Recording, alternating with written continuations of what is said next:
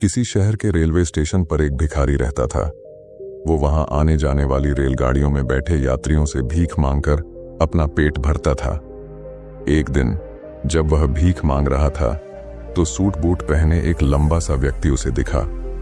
उसने सोचा कि यह व्यक्ति बहुत अमीर लगता है, इससे भीख मांगने पर यह मुझे जरूर अच्छे पैसे देगा। वह उस लंबे व्यक्ति से भीख मांगने लगा। भिखारी को देखकर उस लंबे व्यक्ति ने कहा, तुम हमेशा मांगते ही रहते हो, क्या कभी किसी को कुछ देते भी हो? भिखारी बोला, साहब मैं तो भिखारी हूं, हमेशा लोगों से मांगता ही रहता हूं, मेरी इतनी औकात कहां कि किसी को कुछ दे सकूं। लंबा व्यक्ति बोला, जब किसी को कुछ दे नहीं सकते तो तुम्हें मांगने का भी कोई हक नहीं है।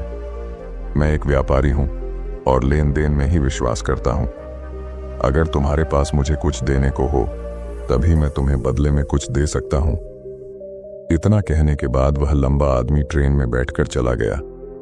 इधर भिखारी उसकी कही गई बात के बारे में सोचने लगा। उस लंबे व्यक्ति के द्वारा कही गई बात उस भिखारी के दिल में उतर गई।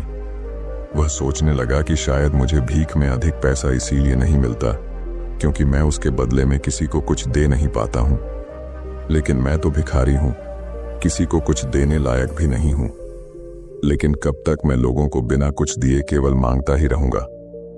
बहुत सोचने के बाद उस भिखारी ने निर्णय किया कि जो भी व्यक्ति उसे भीख देगा उसके बदले में वह भी उस व्यक्ति को कुछ जरूर देगा। लेकिन अब उसके दिमाग में यह प्रश्न चल रहा था कि वह खुद भिखारी है तो भीख के बदले में वह दूसरों को क्या दे सकता है। इस बात को सोचते हुए 2 दिन हो गए, लेकिन उसे अपने प्रश्न का कोई उत्तर नहीं मिला था। तीसरे दिन जब वह स्टेशन के पास बैठा हुआ था तभी उसकी नजर कुछ फूलों पर पड़ी जो स्टेशन के आसपास के पौधों पर खिल रहे थे।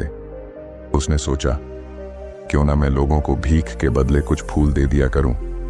उसको अपना यह विचार अच्छा लगा और उसने वहां से कुछ फूल तोड़ लिए।